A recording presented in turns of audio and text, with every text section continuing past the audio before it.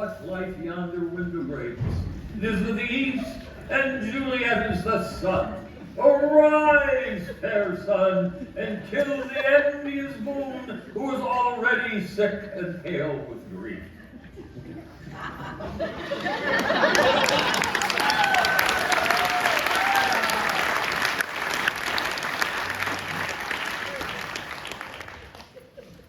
Good evening. Welcome to the Jamp Theater at Pablo Center. If we could ask you to all please turn off your cellular devices and take any hard candy out and unwrap them right now. That would be appreciated. Thank you. Good evening and welcome. My name is Jake Lindgren, and I will be your host of sorts this evening.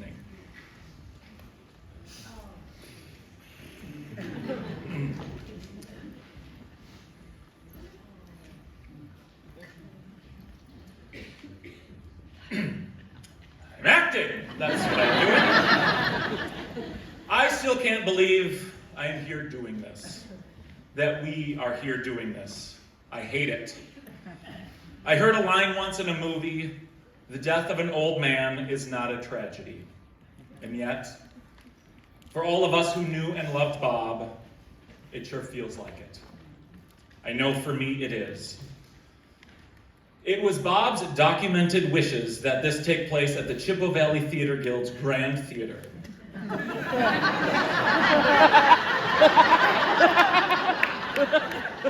But we thought maybe that would be too small.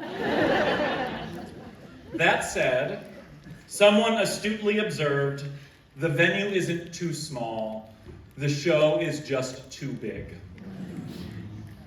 And I like the way that sounds. And I know Bob would love that too.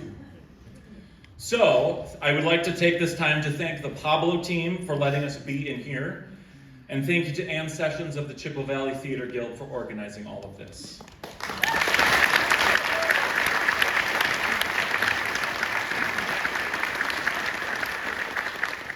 I think he had a little bit of timing planned here because, of course, his flipping memorial would be on the Globe Theater stage.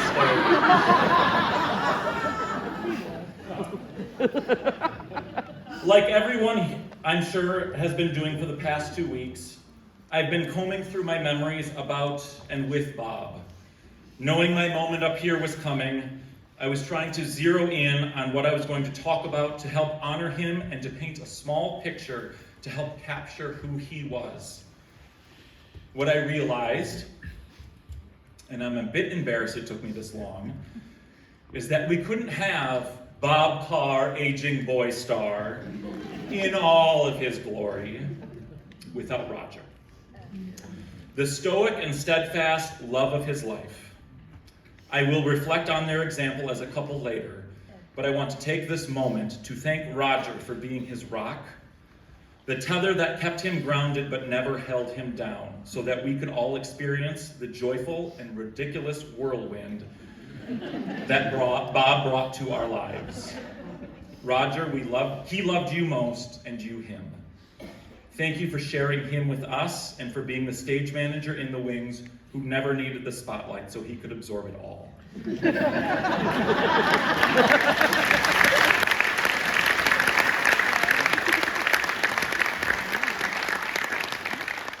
We love you and are supporting you through this, and I hope you feel it. To the Carr family, we are all very sorry for your loss, and we are all here to support you as well. On with the show. We have a few speakers, a vocalist, and a short video to watch tonight. After, if we have time, there will be an open mic of sorts to share some stories. But first, I think the only really official way to start this thing off is like this. I will ask you a question, and you will all respond, "You're gosh darn right." Ready? Is everybody ready? You're gosh darn right. Wabasha High School, fight, fight, fight. Strawberry shortcake, blueberry pie, VICTORY. And And if you know this one, join in. WWW-ABA, WWW-SHA, High, Wabasha High. If you were a student of Bob's or around him long enough, you understand what just happened. Our first speaker is Frank Rennick, who grew up within the Chippewa Valley Theater Guild organization, and is now an educator himself. And I do believe, if I am not mistaken, his and his wife Danica's wedding last summer is the last that Bob officiated. Frank.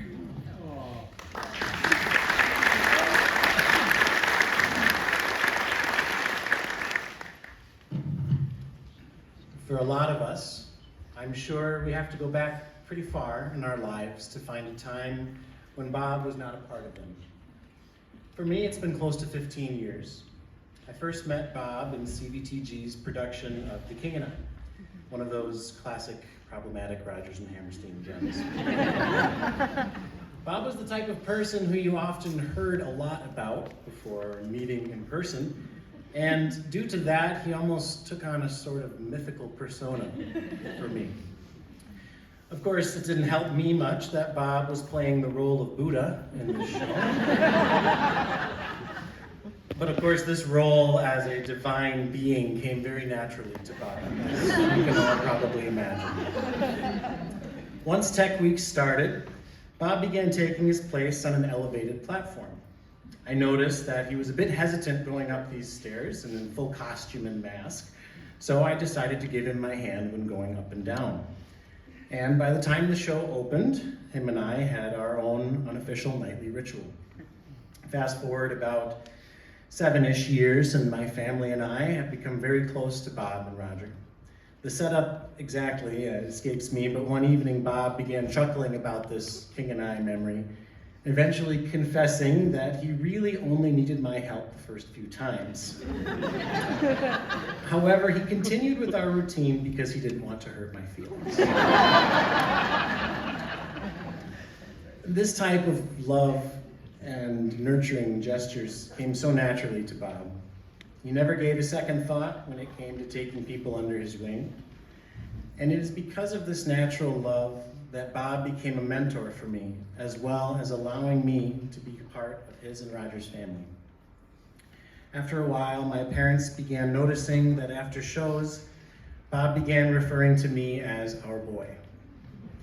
Of course, the true title of Bob's boy belongs to his and Roger's lovely son, Lee.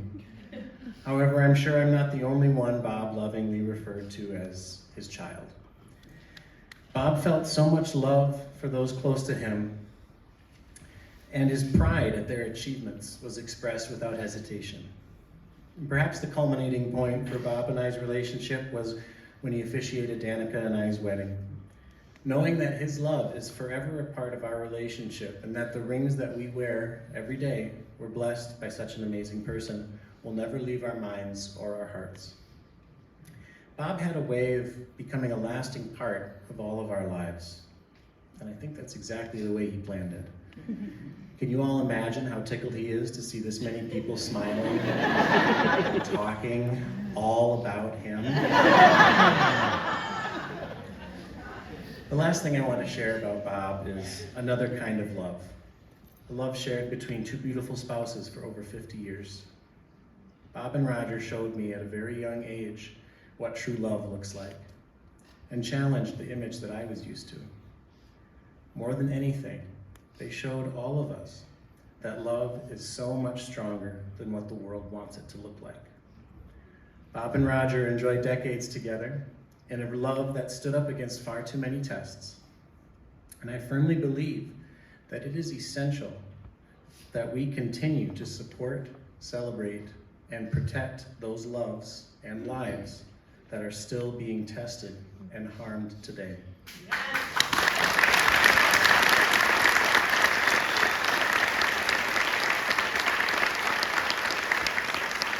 I hope it's not too bold of me to say, but I feel what Bob would have truly wanted us to do is to show the same love he gave to us all, to everyone else, especially fellow members of the LGBTQIA+ community. Tonight, I leave you with an invitation to live the way that Bob strived to live, with love, kindness, and of course, humor. Let him serve as an inspiration for us to love and protect others. Thank you.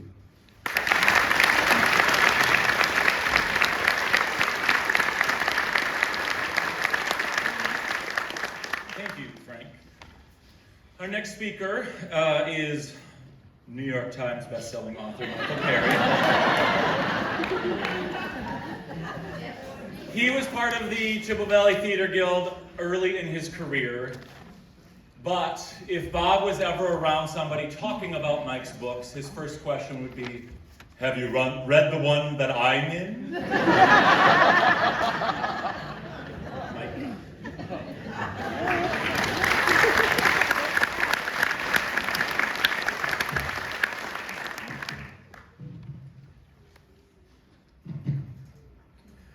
I was in Boston when Bob died, and he needs to take responsibility for that.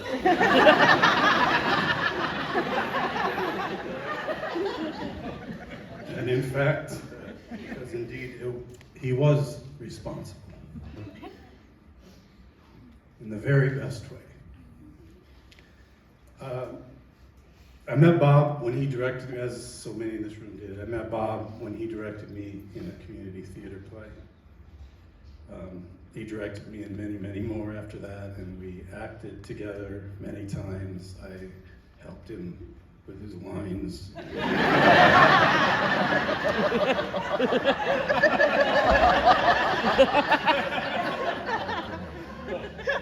People ask me, did you ever do improv? I was like, yeah.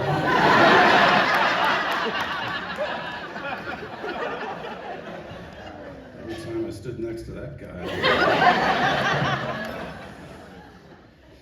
And then after 39 years of being a bachelor, one day I met a woman. She was from Fall Creek. She asked me on a date, and by that point in my bachelorhood, I had grown to distrust anyone who wanted to date me. And I had to be in Milwaukee for an event, and I had printed out the email in which this woman invited me. It rode all the way to Milwaukee with me on the passenger seat. I'd read it every once in a while and go, I don't know. And I still remember with all clarity pulling into a parking garage in Milwaukee when all of a sudden I thought, she went to school in Fall Creek. I called Bob. I said, this woman named Ingrid wants to date me. I gave him her last name as well, and I said, is she crazy? And he said, oh no, you must, she's wonderful. And so we started dating, and then we decided to get married, and through a series of events that would worthy of the best theatrical farce. A bunch of things went wrong, and we wound up getting married in public by someone who wasn't actually legally allowed to marry us. And we only found out about this 2 days before the wedding, but I had heard about Bob marrying people. So I called him and said, would you consider doing our wedding? And he said, oh, delightful. And I had a little, in one of my books I wrote about the scene. So one of the things that I love about it is that we had several relatives at our fake wedding who disapproved of it. Little did they know that during the reception when they were all eating free food, we went backstage at the Masonic Temple and Bob did the deed.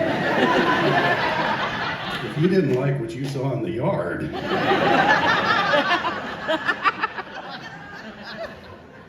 in the book I wrote, the reception is at high hubbub when Bob appears at my elbow, raises a conspiratorial eyebrow, and gives a theatrical nod in the direction of the nearest exit.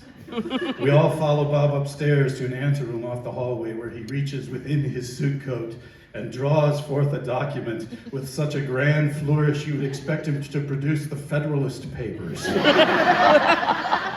a very lacy hanky.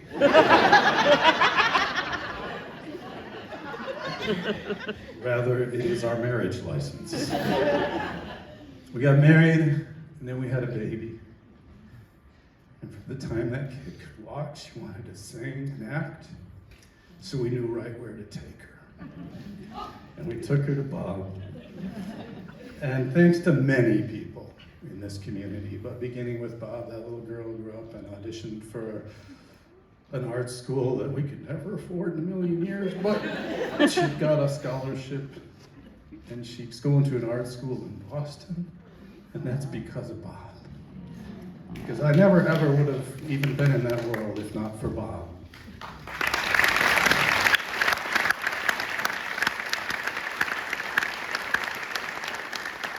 But somewhere along the line in there too, I started writing for a living. And I tried one time, I hadn't done some plays for a while, and I was at Gene and Laura's place, and Bob said, well, what are you doing these days? And I explained to him I'm writing. He goes, well, how? I go, well, I write things for magazines and they pay me. And he says, oh, you're a word whore.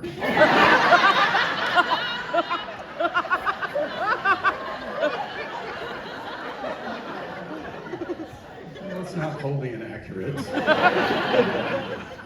And honestly, that is one of the things I will miss the most about Bob, and I'm sure many of you are his insults. He read Population 45, this lauded book, and he said to me, you know, I read your book. You know, have you ever thought of just divvying it up in one of those little thought for the day calendars?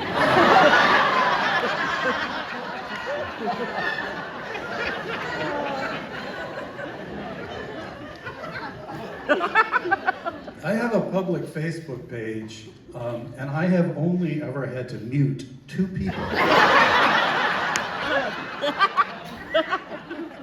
One was from someone in my hometown who clocked in to say something patently offensive. And the other's Bob. And it wasn't because I loved the insults, but people who didn't know him would leap to my defense. I just have to say it's okay. So I'm going to close now. I actually started a timer, so.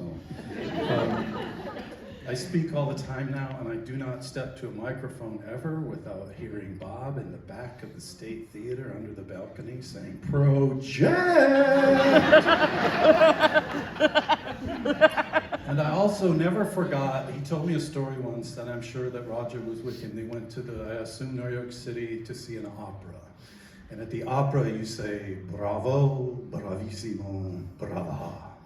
And I would only know that because I met Bob. And he told a wonderful story about being at the opera, and the opera was okay, but the lady next to Bob apparently didn't think it was that great because someone 2 seats back went, brava, brava, and this woman turned around and said, you bravad?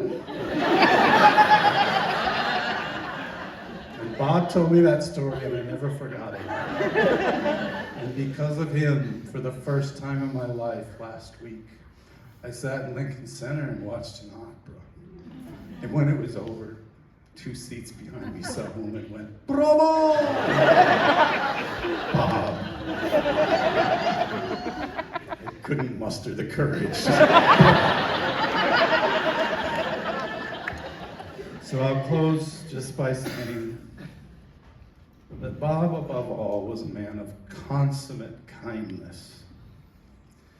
And I echo, and it's in my notes, so it's a universal thing. I was a roughneck kid who came off the farm. And Bob, through kindness, and believe it or not, quiet example,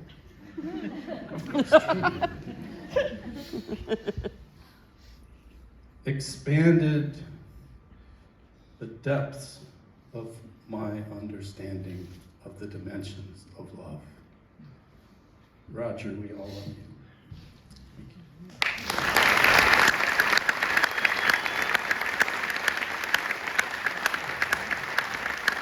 Our next presentation was something that was created over COVID. Remember that? That was fun. During the 40th anniversary of the Chippewa Valley Theater Guild. His beloved Chippewa Valley Theater Guild, their beloved Chippewa Valley Theater Guild, our beloved Chippewa Valley Theater Guild. And so we'll hear in Bob's own words what it means to him and what it means to our community. We'll watch that right now.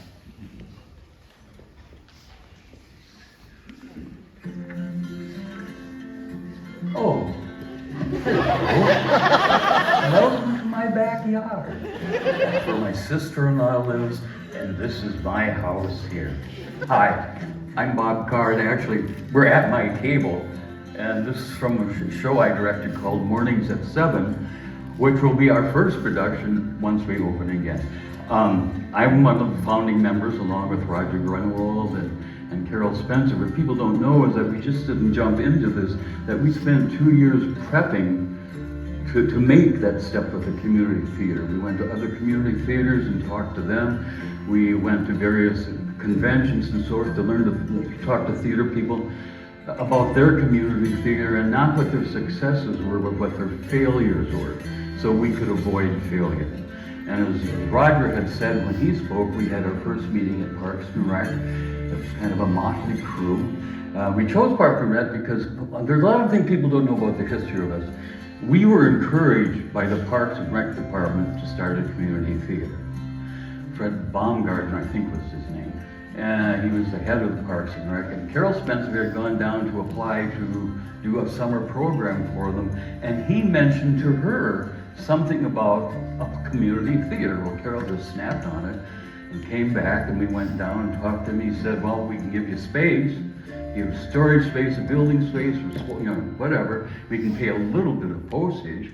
And then we got all excited, of course. And then we had our first meeting. I think we brought in like $60 from the collection.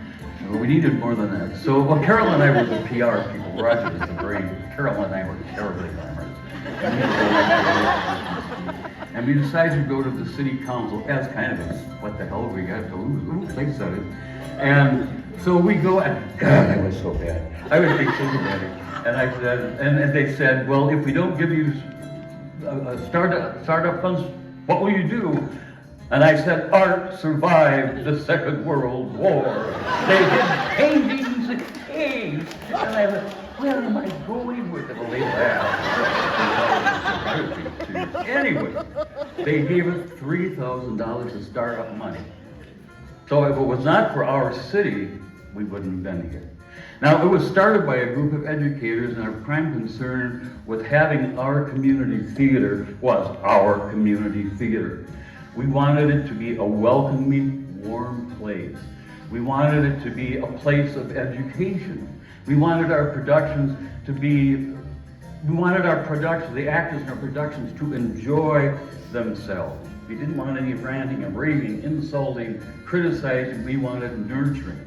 And that consequently has built this family situation that we have in this organization. And I think we, one of our goals obviously was to do very fine theater, and we do very fine theater.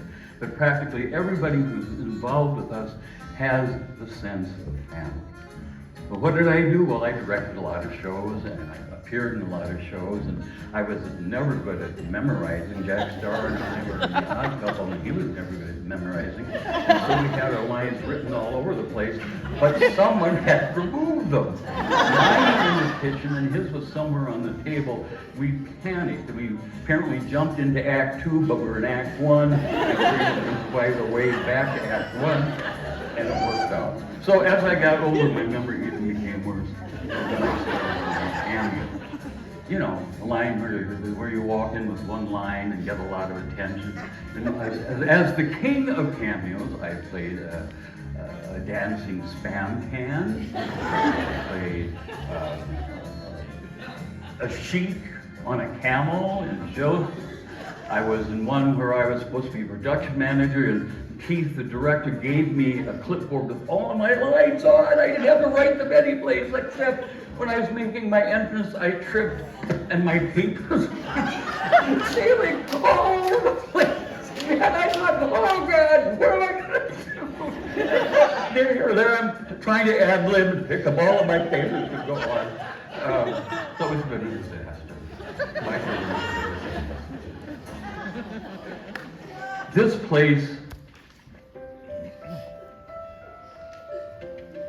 place is my life goal. This has been the most important thing in 40 years for me. Cheryl went on to other projects, but Roger and I stayed with it because it's our baby. We take it so personally, and we do as much as we can to keep this organization going. Even now with this COVID thing, education is so important. As you know about our summer programs, but even now with COVID, we have an education committee who are planning classes to be Zoomed to high school students or people who want to still be involved. We think theater is so vital to this community and young people that we want to offer this. We need money. Everybody needs money, but the income is not there. The dream, the work, the hopes, our ambitions for this organization are here. And I know things are tough. They're really tough. But if you can afford anything, would you please donate? And now I'll go back to my book.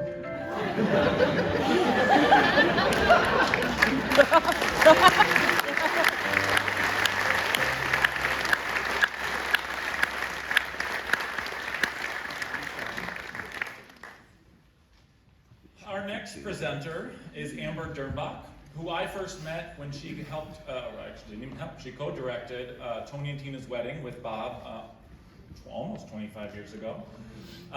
And she was a student teacher of his as well, and has gone on to be just a brilliant, brilliant arts and theater educator here at Memorial High School. Amber.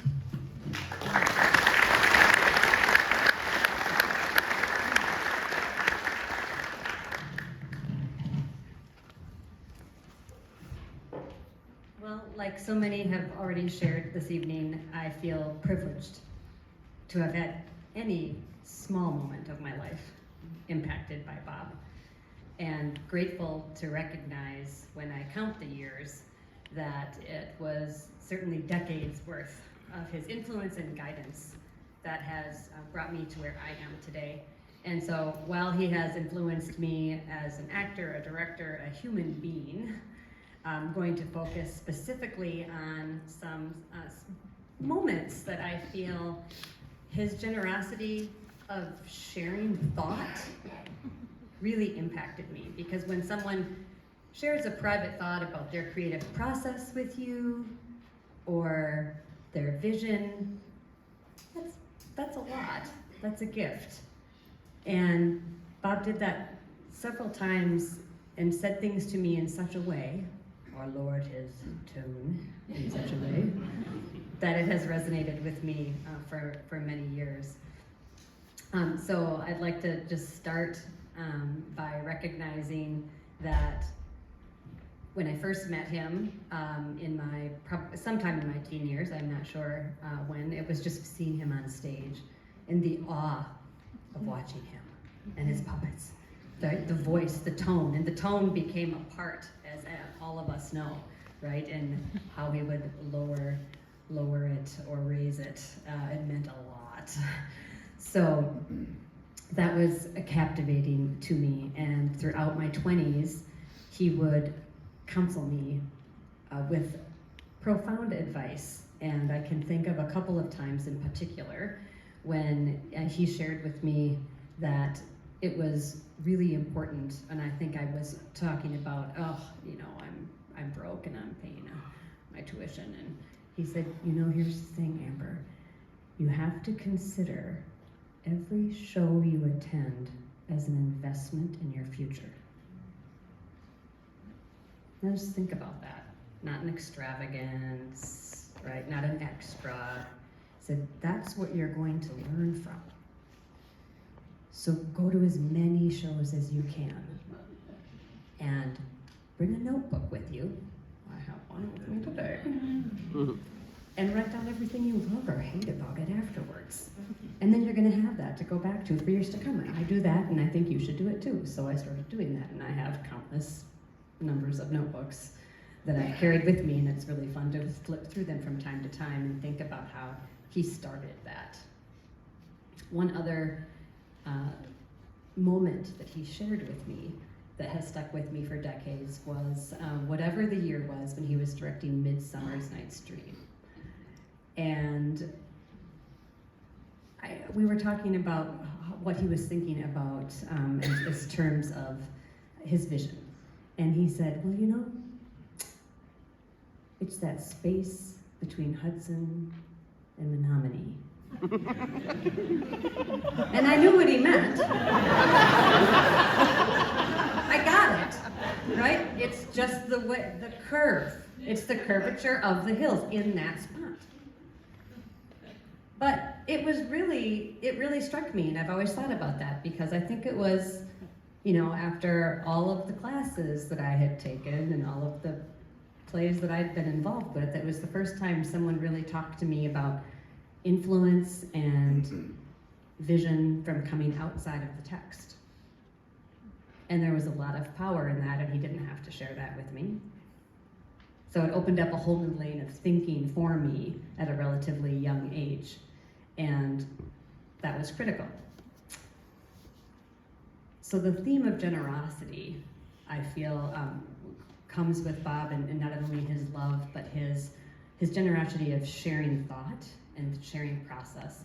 And he helped me immensely create this artisan residency gig, and he would tell me, the Wisconsin Arts Board has a grant for this, let's get you here. And he helped me really cultivate the teaching paradigm that I have today. And it was eventually him saying to me, when are you going to go get a teaching license so I can retire? Because I didn't have one. So I said, well, only if I can student teach with you. And he said, well, of course. So I did, and we had the fantastic semester in Fall Creek. I learned so much from him, and I learned by his doing and his showing and his caring and love for the students and what he was doing. And you know, I learned a lot about social emotional learning and interdisciplinary connections before they were ever buzzwords, because Bob taught that way.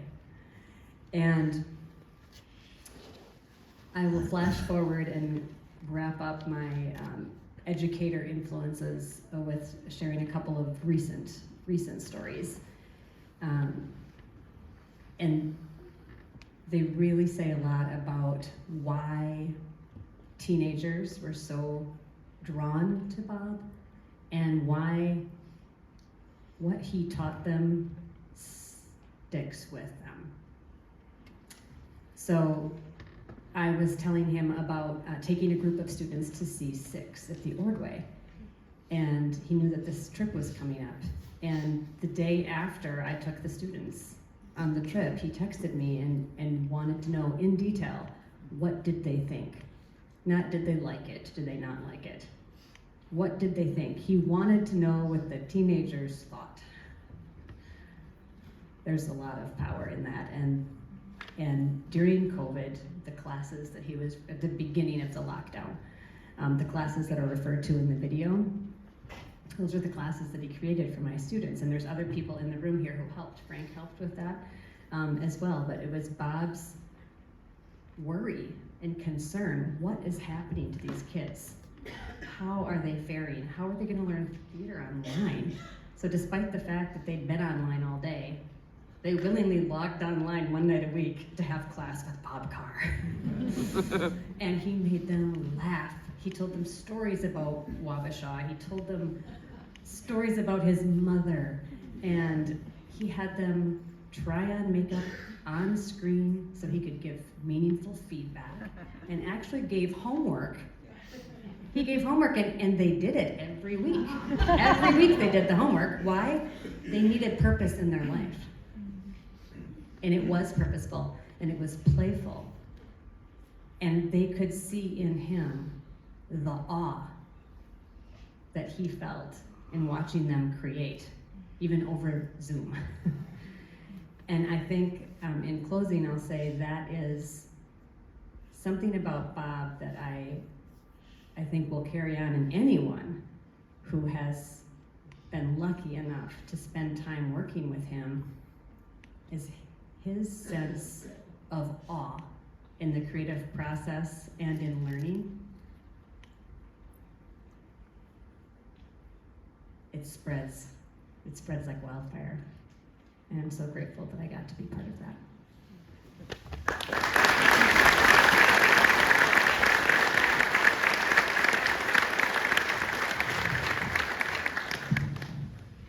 Thank you, Amber. Our next speaker is a Ms. Katie Schumacher. Miss Katie Schu. She has been involved with the Chippewa Valley Theater Guild since early days, not from the very beginning. In all of my time with the organization, though, I have only really ever known her to be Bob's right-hand broad. Any show he directed, she was his AD and stage manager. Partially because I think she was one of few who knew how to speak Bob and translate to the actors what really needed to happen. Ms. Schu.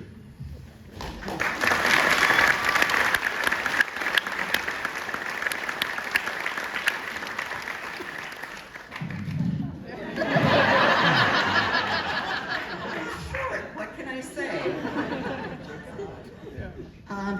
Bob, as how do I want to put it? Bob was bigger than life, as we all know. One of the things I was known as Katie for a long time. Bob recently went, "It's Kate. Since the sound of Katie sounds like you're a kid." Okay, Bob. I first met Bob when I was 13 years old. He directed Hello Dolly at Fall Creek High School. My cousins, the Drama Boys, were in that production. And after that, my family was invited to a gathering at my Aunt Enid and Uncle Gerald Dramon's home. I was mesmerized. Listening to this man who they called Mr. Carr. Well, let's go 11 years in the future. I met Bob again at a theater guild party at Gene and Laura's house. He had no clue who I was, but I again was mesmerized by him. In the spring of 1986, Bob directed the musical Mame for the Theater Guild. Bob took a chance on me and cast me as Agnes Gooch. I have no idea what he was thinking. With my wings resolutely spread, Mrs. Burnside, I did each little thing you said, Mrs. Burnside. These are a couple of the lines of a song that Agnes sang to Mame. And after Mame had told her, "Go out, live life." Well, you could say that I was very much like Agnes Gooch. Believe it or not, I was very quiet and very shy. Until I got my very own Auntie Mame, Bob Carr.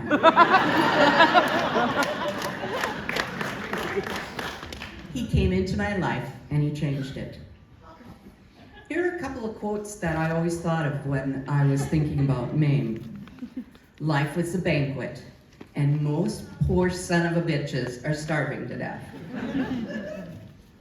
The other one is very tender. "I will open doors for you, doors you never dreamed existed. What times we'll have."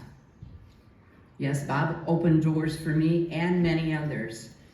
We did have some of the most wonderful adventures and times, along with some of the most challenging adventures and times. Bob sent me this message after I directed Godspell. Note the time. It was October 1st, 2021, 1:54 a.m. Of course it's late. You know I'm up all night.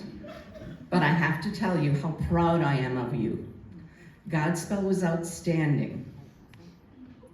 I remember that shy girl so many years ago, and now witness what she's become, thanks to Agnes Gooch, strutting her stuff with her red dress and her black feather boa. So if you've seen that picture on Facebook, that's where it came from. As it has been stated, Bob and I have worked together for 37 years, whether he was directing me or I was doing hair and makeup. And I think, Mike, are you still getting the glitter out of your... He taught me a lot of makeup as well, and I'm gonna pick on Mike a little bit. He was, and so was Ron Creaky, very gracious to sit in the chairs when we did Christmas Carol, because I took them 3 hours to get their makeup on every night. We aged them, they were young men to very elderly men.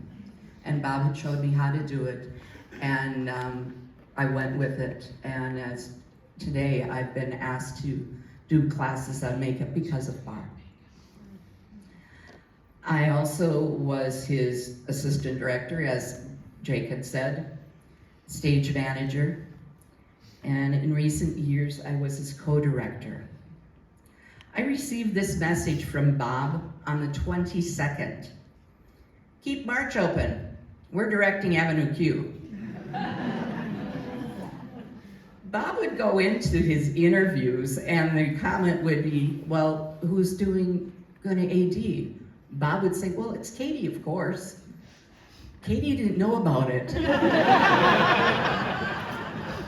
Until somebody would come up, oh, you and Bob are directing Mornings at 7.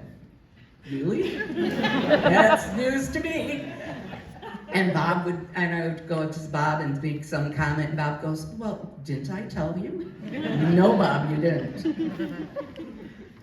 As also was stated, he was the king of cameos.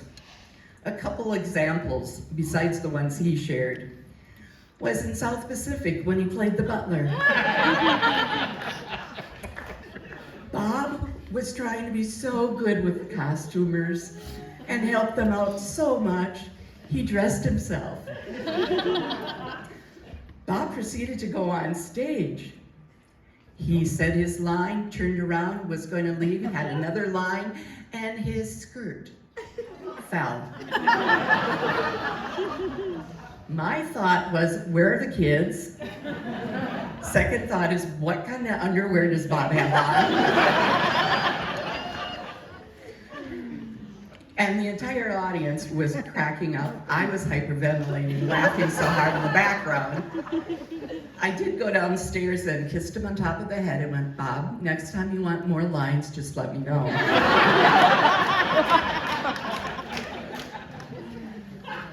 The next night, our dear costumers made sure he had suspenders. But he also had said to me, oops, I did it again. I think they were going to see Lee over in Japan, and he lost his pants in the airport. In Joseph, he also played an Ishmaelite and had a camel costume. Bob. Bob, every night that camel got better looking and better looking. And he very proudly went, Kate, I found the dollar store. He was so excited about that. In Sister Act, he played the Pope. He milked that for all it was worth. You'll notice there's also a photo once that I'm giving the cast, talking to the cast. Where's Bob? On his cell phone. He was Pope. He didn't have to listen. The last cameo that Bob did was for a show that was in this theater called Assassins. He played two of the presidents. He died over here every night. He had to be, well, he was gently walked across stage with Jim Haig, making sure that every night he got to where he needed to be. Keith directed that, and Bob was so thrilled. He did say one of the last times, this might be my swan song, or I don't know, all these young kids, if I can continue this. Well, knowing Bob, he would have continued and continued and continued. He loved doing the cameos. Many of us know who worked with Bob. He has his own language. I, besides Roger, am a very, very fluent in that language. He would give the cast stage directions. The cast then would turn look at me and go, and I would put my hand up, this is what he meant. Or Josh Hams Murray going, Kate, please tell him to stop. And this was during Irma Vep, when every time that the two guys, Micah and Josh, would come up and do their scenes, Bob would run up, oh, I gotta try this. Or, Josh finally said, can you please quiet him down? He couldn't jump on stage any longer, so he took the long way around to show him what he wanted done. And the last thing that he would do with casts, he loved to play games. Theater games, he enjoyed that. And I did learn that those games did help a great deal bond a cast. He also referred to a lot of the shows that I directed. Yep, it's just like you, Kate. They just bond together. They're a family. Well, Bob, that's your fault. You're the one that created this family. When an actor would come and say, Bob, I have an idea for you. Or, you should do it this way, Bob. Bob would smile and say, take out a piece of paper, write your idea down, then put it in your pocket or a safe place. He would follow that with, when you direct a production, you can take that piece of paper out and use it.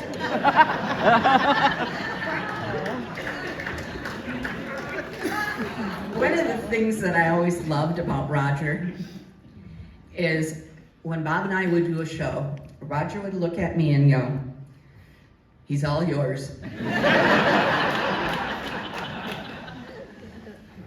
In March of 2011, Bob and Roger made a dream come true for me.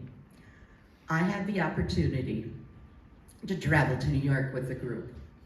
I never dreamt I would be able to see or get to stand or go backstage of the stage for Phantom. It was a trip of a lifetime for me. I had never flown before, so the shy little girl was back again. And the song, Wishing You Were Here from Phantom, reminds me of you, Bob, a lot. One of the other things that remind me of Bob is when my cell phone would ring, Karen Fenimore, as we were called the Starlight Girls, because I got a phone call during this production, and I had it on silent, it vibrated. I picked it up during an intermission, called back. It's Bob. Where are you? I haven't seen you or Karen. Where did you go? We're in a theater right now. He was so concerned because a lot of the group would go one way. Karen and I did our own thing and went the other way. I could go and walk to Central Park. I'd never done that, by myself even. So he gave me a lot of courage. And I know he's very, very proud of what I've done, but he's given us all a lot of courage to make sure that we can stand up here and we can make, I don't want to say fools of ourselves, but yet be able to laugh at ourselves. And nobody's going to judge you, because he was always the first one to do that.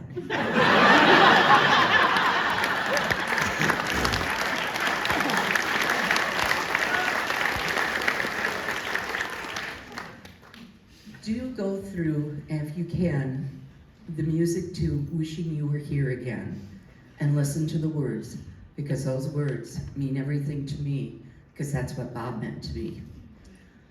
Bob also gave me the courage to start writing again. And I want to share with you something I wrote for Bob.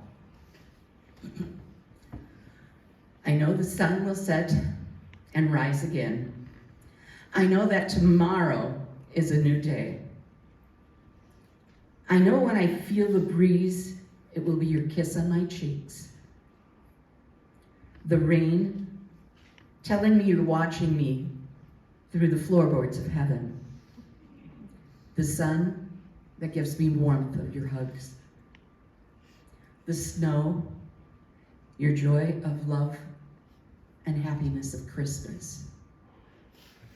And when I see lightning and I hear thunder, it reminds me of your love, sitting on the little back porch listening, because that was his favorite thing to do. Bob, I love you, but you already knew that. Roger, Papa, you mean the world to me. Thank you.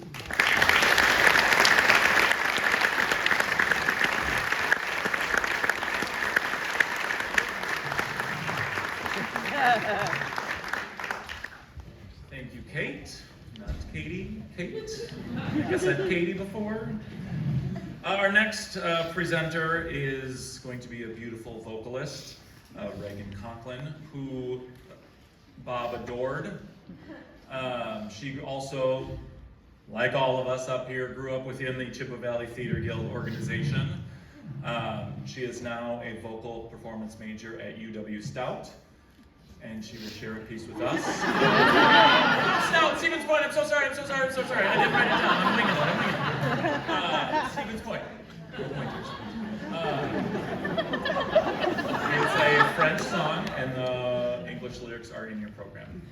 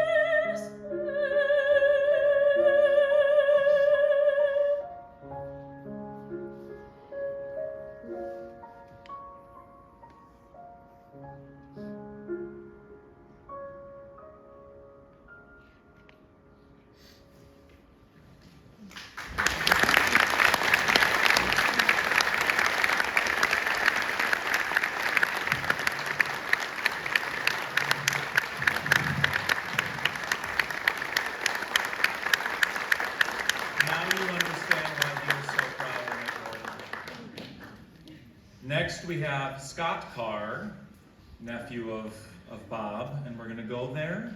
Favorite nephew.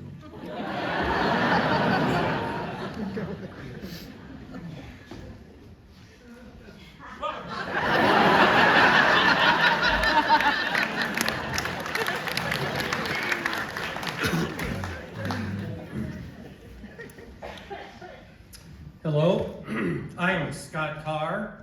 I'm the nephew of Bob Carr, or as I and our family call him, Uncle Robbie. Actually, Donnie doesn't call him Uncle Robbie because that would be kind of weird. It's just Robbie. I'm not sure what Denny calls him. Probably just Robbie. I'll be speaking for the family today. God help them all. You know, they say the big things always happen in three.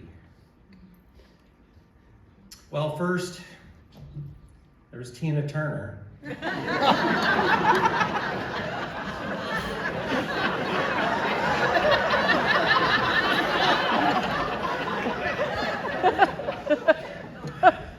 Second, of course, Bob Carr.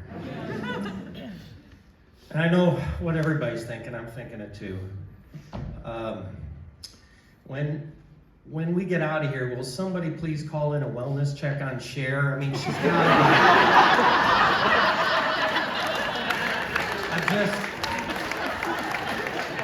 I'm just really worried about Cher. You know, this is the first memorial service that's had a house manager and a stage manager. Leave it to Robbie to make it a big production. But I gotta say, I'm so moved.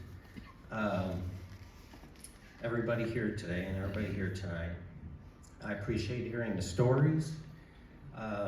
I'm here to represent the family, and I want to say, you know, families are a little messed up. I mean, when you think about it, right? Sometimes you got that one sister. I'm not talking about Megan. There's another one. Anyway, you know, families aren't perfect. They're not. They're just not. Sometimes things happen. Hurts, you know, funny stories that are taken wrong, and you know, I don't know that I can say that the Carr family by any means is perfect, but this family, you know, when somebody puts together something so beautiful. I'm sorry, what's my line? When somebody puts together something so beautiful, I mean, that is the family. And what Uncle Robbie has put together here with all of you is amazing. It's beautiful. It reminds me of something that his mom, my grandmother, told me when she was a little girl. She was sitting in a boat, and her family was out fishing, and she was young, so she was just sitting in that boat. And the sun was hitting the water in a certain way, and she was, I'm not even really sure how old she was, but old enough obviously to talk and express herself and things like that, because she says, will you grab me those diamonds over there? There's just all these diamonds, but the light hitting the waves made it look like all these diamonds. Obviously it was just water, and she was a young child, but the point is that all of this sparkles like so many diamonds, and it's just a beautiful thing, at least from where I'm at, sitting here. Actually, I'm standing, but that's okay. I wrote sitting, so I have to go back. I didn't write most all of this down, so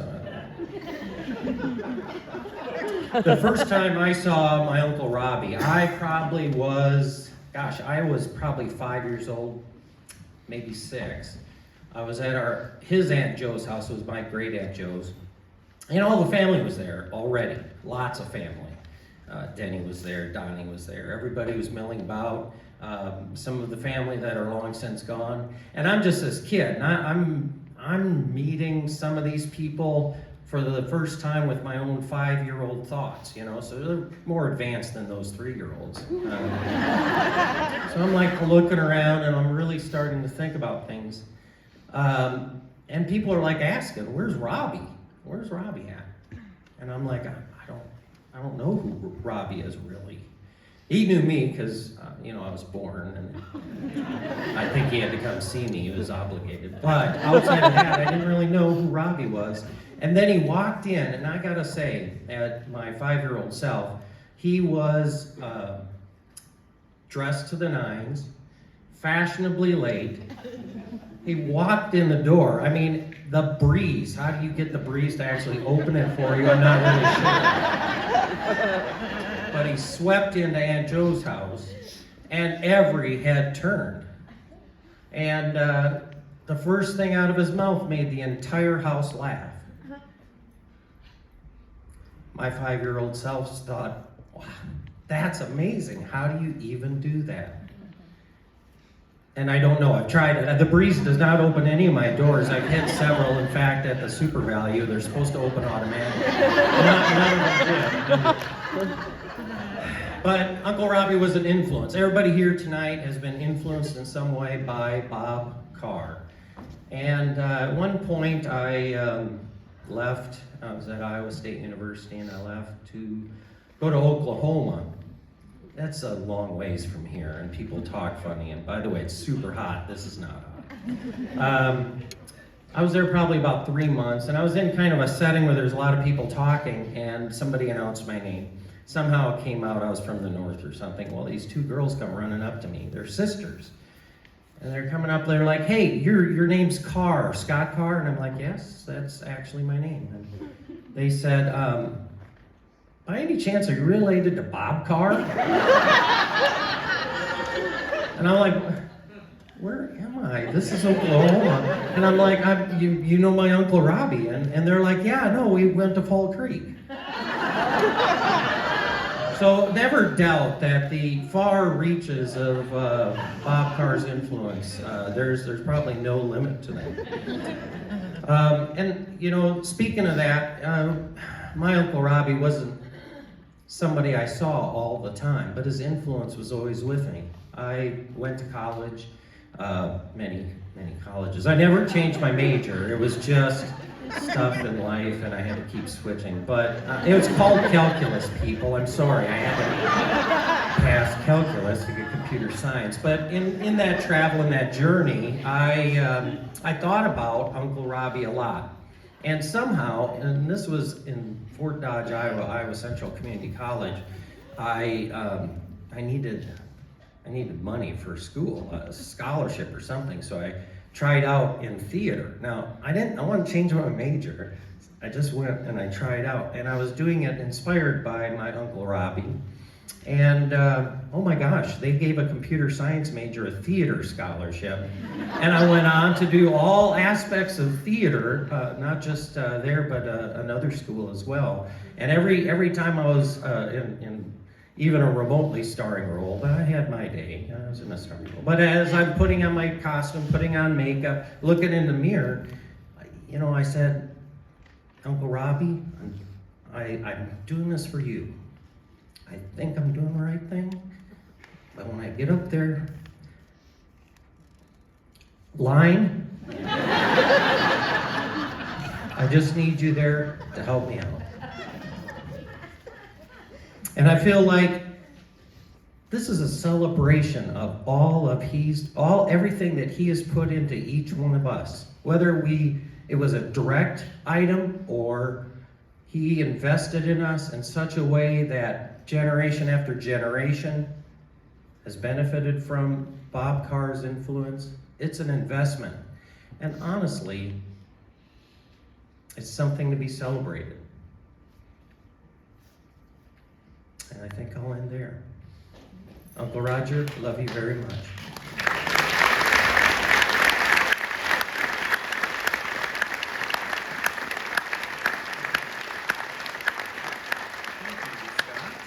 I will be keeping that 10.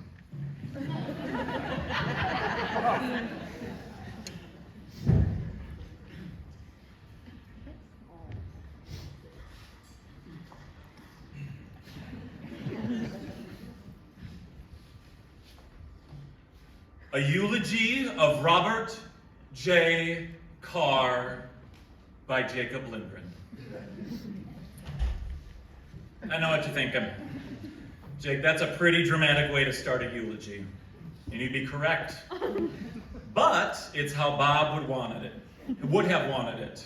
Ever since I was a student at Fall Creek High School in the late 90s, he'd request, nay, demand, that I present something in this way, whether it be in play practice, or doing improv exercises in class, or just being funny at dinner.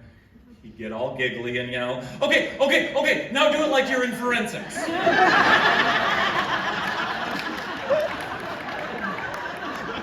And so it had to be for today. Mr. Carr's name first hit my ears in 1988 when I was in 2nd grade. The high school was presenting Alice in Wonderland, and my best friend Adam, a 4th grader, was invited to participate by being the puppeteer of the giant white rabbit marionette. I was regaled with stories of rehearsals from Adam, and that world and those people sounded very exciting to me. Subconsciously, my world was forming. Little did I know that 35 years later, I'd be up here eulogizing the man I was hearing about at his request. Life's just weird. That said, I don't have a first memory of my actual first interaction with Mr. Carr. I'm sure I was doing some workshop that he orchestrated for a small group of us through the Gifted and Talented program that he created. Some of us were so lucky to have that outlet. But what I do remember is when I was in 8th grade, like Adam a few years previous, I was invited to come up and be in the high school spring show, Our Time. Still one of my favorites, probably because of this very experience. It was my first show under his direction, a dream. We were treated with respect and creative dignity, not like children who must be managed. I'll never forget that. He was also just a kid playing make-believe along with us. I think the older he got, the more kid-like he became in that setting. He never lost that amazement. Once in high school, I learned some amazing lessons from Mr. Carr. Not in the traditional classroom way, but by being around him. See, he loved and watched out for the underdogs. He knew if given the respect and a challenge, people would step up. When showtime would come around each semester, a set was needed.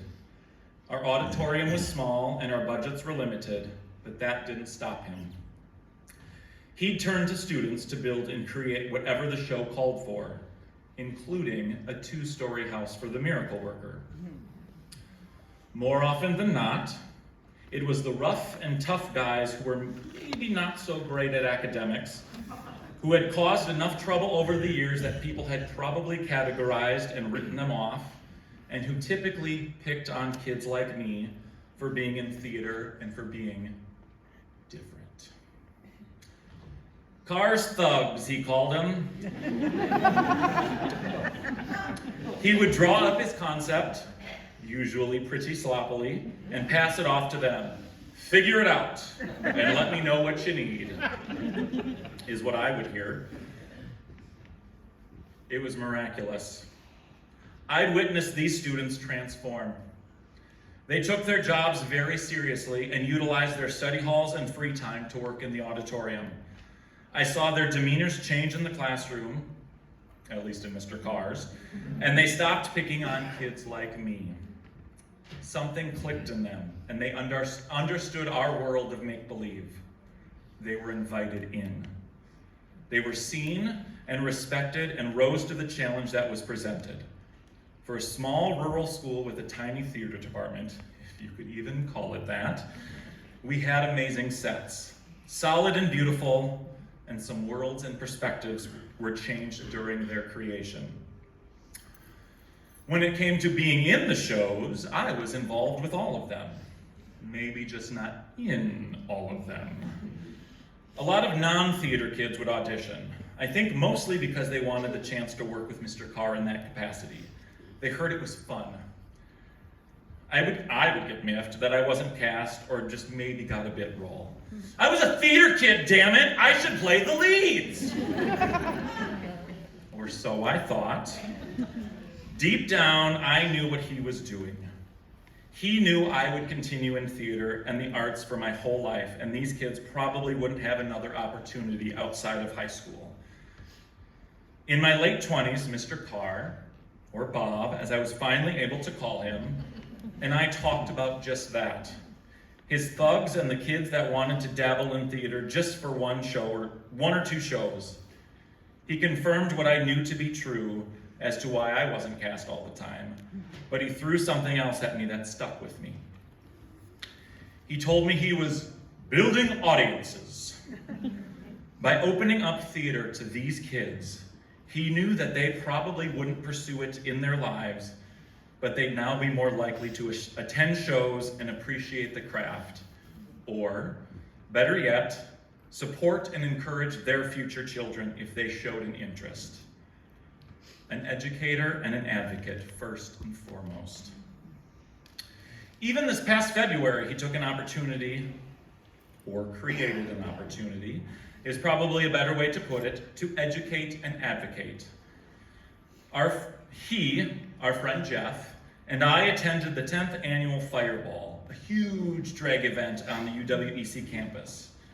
Between performers, videos of queer identifying faculty and students were played of them expressing what made them happy about being queer. As the night was moving on, Bob was enjoying some cocktails. And I'm sure we all know how that can end up sometimes. Well, the organizers were on the stage thanking people and whatnot, a time when no one should be approaching the stage.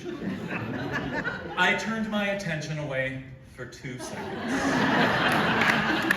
And when I looked back, I saw Bob toddling through the crowd towards the catwalk-like platform, and I looked at Jeff, who was holding his phone up to film. Jeff, what is Bob doing? Oh my God, what is happening? Why is he going up there? He's gonna steal the mic. What? Why? What is he gonna say? I don't know. Damn it! Roger's gonna be so pissed. We had one job to keep Bob out of trouble.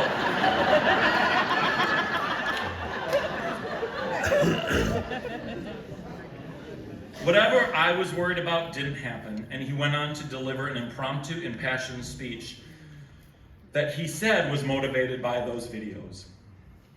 He shared about his life with Roger, about their struggles having to hide their relationship for so long, about adding Lee to their family, and about how proud they were to live long enough to see things change for the better.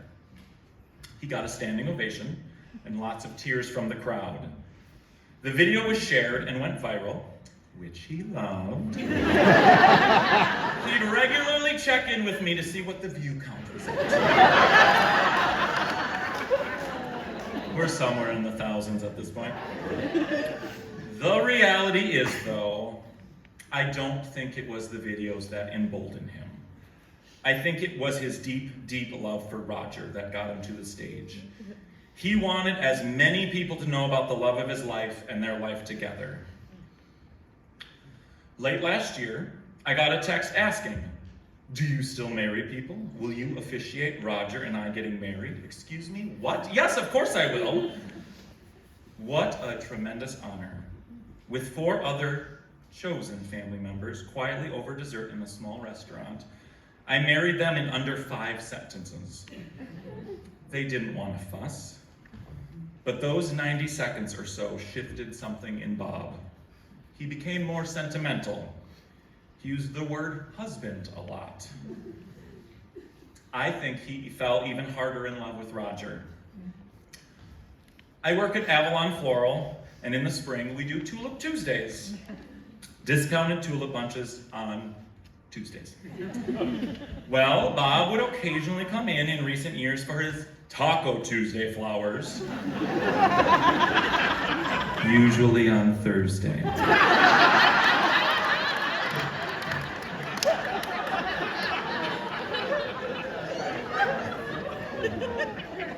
But this past spring, since legally being married, he was in every Tuesday. No more taco jokes, just, "I'm here for flowers for Raj." One day, more recently, unprompted, he pulled an old college picture of Roger out of his wallet to show me how handsome he was. He got misty-eyed as he just stared at the black and white portrait that he carried with him for close to 57 years. Truly, truly remarkable. Through so much adversity to survive 57 years. A love that will never grow old. Bob and Roger, Bob and Raj, R&R. I think for me, one of the best parts about knowing Bob all of these years was being let into this love story. To see him be vulnerable about his love for his person, his soulmate. The jokes, the sarcasm, the business of show that he would always use to get attention were great, and I will miss all of that.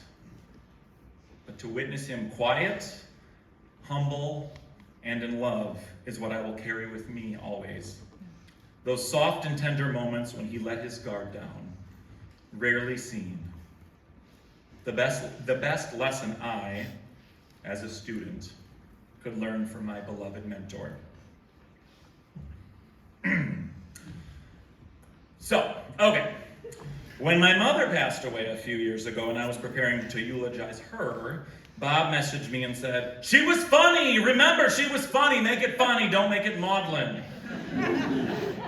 And as I worked on this, I could hear him say, "I was funny! I'm funny! Make it funny! Don't make it maudlin!" So I will close with this. Something ridiculous, something gauche, French word.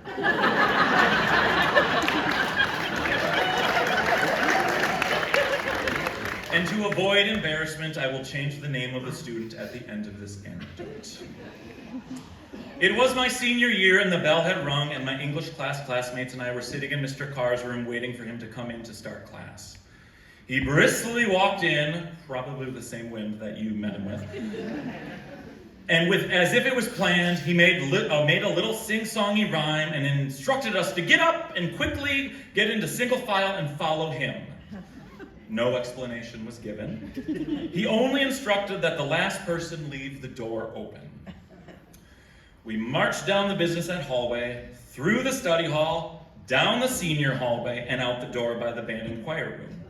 We trekked around the outside of the back of the school, all asking, what the hell are we doing? Where are we going? What is happening? He gave no information, just jokes and witty repartee.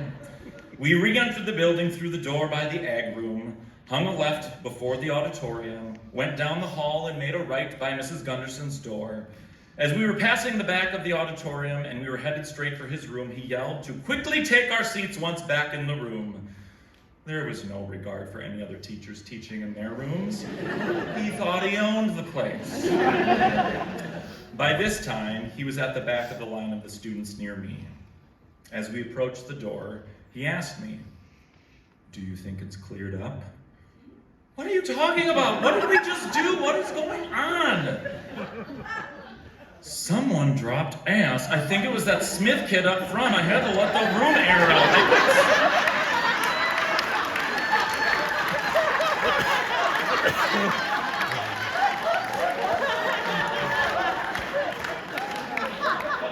I had to let the room air out. I couldn't stand up and teach in that. I'd die a horrible death.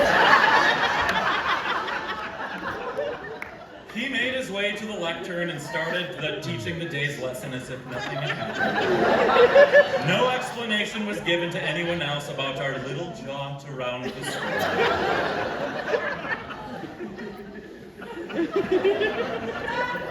And because we are here on the Globe Theater, out, brief candle, life's but a walking shadow. A poor player that struts and frets his hour upon the stage, and then is heard no more. Thank you.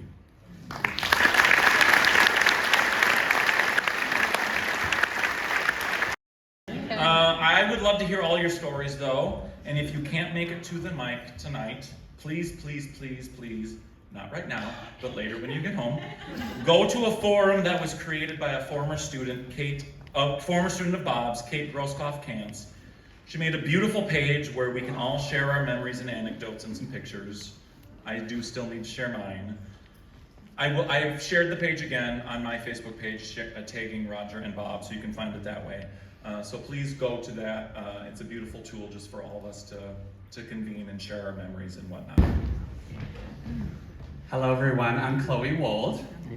So as Jake had mentioned, Bob came to the Fireball this year and stole the microphone and gave a lovely message. So it's my turn to steal the microphone from him on his big day. So,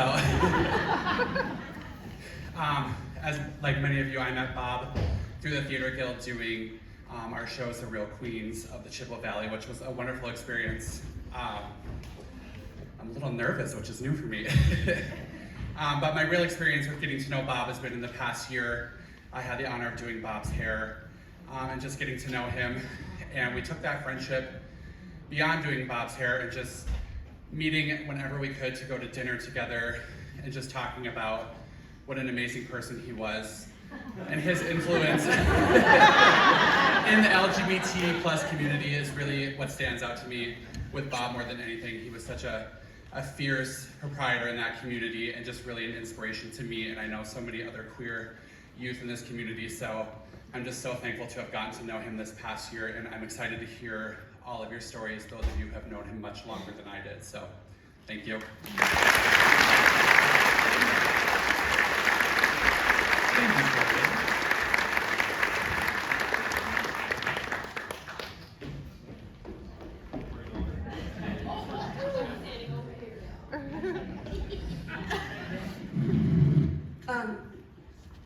I was thinking about Bob the other day, and I'm Jillian, by the way, for those of you that don't know me. I think there are like 5 of you. I'm loud, I did notice. But my entire family lives 1,500 miles away.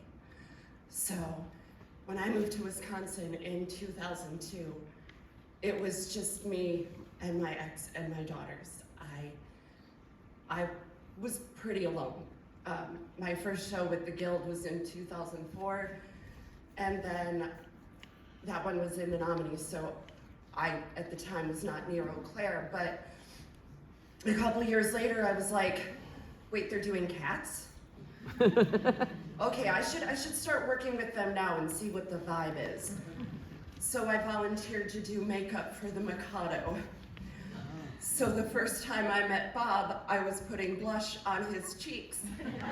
And I said, hi, I'm Jillian, and he goes, I'm Bob, also known as the Grand Poobah.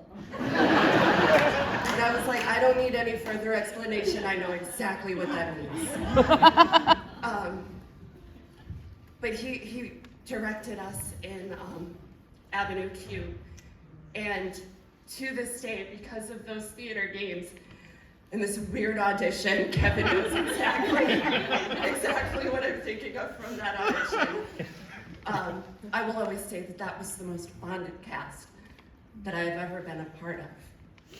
And the reason Bob meant so much to me, and I don't think I ever truly thanked him, was that I've always been a very loud person, and I never really got to figure out how normal people interact, which is why I did theater, because I was like, they tell me what to say, and I don't have to worry about being myself. And there was one night when we had gone out afterwards, and especially when I get uncomfortable or if I'm excited, I talk and I know that I'm loud. And usually people would just dismiss me or brush me off or tell me to shut up. But Bob just gently leaned over to me and grabbed my hand and said, Jillian, we hear you. And it was just the first time that anyone was really gentle with me and didn't embarrass me for something that I didn't know how to control. And one of the dearest people in my life to this day has told me that if Bob hadn't done that, that was the moment that that person saw me and said, oh, I get it now. I understand her. And it was only because Bob showed me that moment of grace that I am lucky enough to have the theater family that I have created. Because he taught me what a chosen family looks like.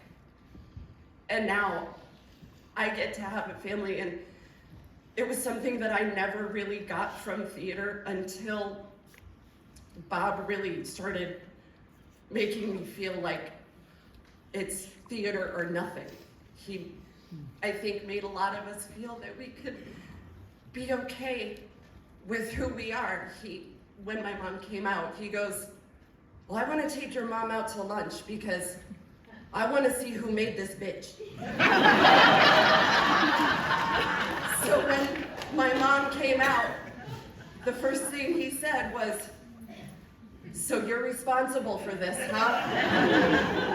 And my mom looked at him and said, she spent more time with you in the past few years than me. And he agreed. And so even my mom would call me every now and again, and how's Benny, how's Sarah, how's the bitch? And he would do the same thing. Tell your mom I said hi. And I wanted to come up and just talk about that one small moment, because we all know how big and how larger than life he was. But I think it was in those quiet moments that he gave to us as individual people that made us better people. And I think that those moments are the reason there are so many of us in this room. And I just wanted to say thank you, Bob. And I want to say thank you, Roger and Lee, for lending him to us, because God, if I had had someone like that in my family, I don't think I would have wanted to share.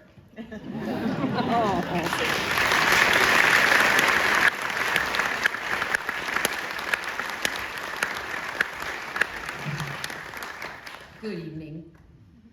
The Johnson Muppet has arrived. Bob has inspired 4 generations of my magical family. The Johnson family, starting with Norma the Saint. I wear blue in her honor today. And then there's Willie Q, best friends with Mr. Bob Carr. Well, Grandpa was a clown, and so I got clown shoes on, and Bob helped me pick my outfit today. I've been kind of afraid, and done some theater and stuff with y'all, which is great. But I ripped over here today on a motorcycle, and I'm kind of about it. Bob taught us to be brave. And I'm so thankful for him being able to inspire 4 generations of my family. My grandparents, who are just dear friends of his. My mama, Sally. My Uncle Tom, Nancy, Greg, and Sue, and Diane. They helped the Gillen get going. They're pretty cool. And then there's me, the Major Muppet. She lives in the River Falls now. It's pretty cool. She misses Eau Claire. She comes back and she's like, Eau Claire's so weird. Bob just taught us to keep going. I came out as queer recently. I mean, duh. But here's the thing. Even when you're scared and you mask because you don't know what's gonna happen next, Bob taught us to just take a deep breath. Okay, that's not very deep, but whatever. Just keep going. We've just had it lately. We've just lost. We've lost people, and it's hard. But we just keep going. And he wanted me to point out these socks in particular. Shit happens.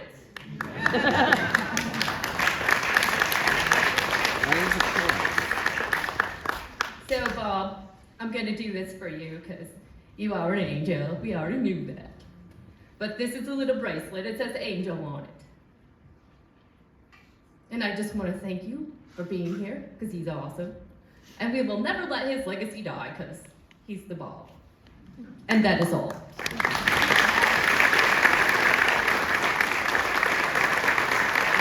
have time for just one more.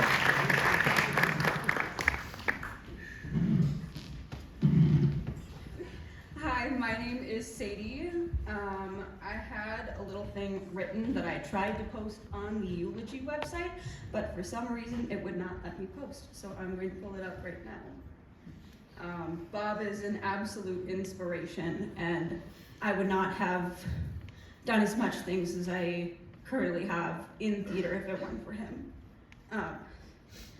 I first met Bob in 2016 through the Chippewa Valley Theater Guild's Shakespeare Workshop for Teens. I had known him in passing for the first few days of camp, but that quickly changed. The students were passing around a prop ring and proposing to each other for some reason. And at some point, it got to Bob, and me, being the new kid, Bob came up to me and gave the ring to me and said, "Will you marry me?" And me, having no clue what was going on, said, "No." And that is where our friendship began. That day would definitely be infamous in our friendship. From then on, I would look to Bob as a mentor, a friend, and the grandfather I never had, because both of my grandfathers passed when I was about two years old. I would go on to continue to be a student in the workshop for another 2 years, and I would go on to stage manage in 2019, assistant direct in 2020, and direct in 2021 and 22. Through being part of the directive team for the workshop, I worked directly with Bob and gained even more insight into the seasoned director and actor that he was. We had a handful of lunches together to discuss the Shakespeare workshop, as well as what I wanted for my own future within the Chippewa Valley Theater Guild and beyond. He made it possible for me to take voice lessons and acting lessons, something that at the time I couldn't afford. And he inspired me to join the board of directors at the Chippewa Valley Theater Guild, which I'm currently on, which is still insane to me. I will always remember him as a great leader and an amazing, amazing person, as well as a very comical person. I just want to say thank you, Bob, for the 7 years of inspiration that you've instilled in me. And thank you to Roger and Lee for sharing him with us at the Chippewa Valley Theater Guild, as we all loved him very, very much. As we would always say in the workshop, be bigger, be better, be Bob.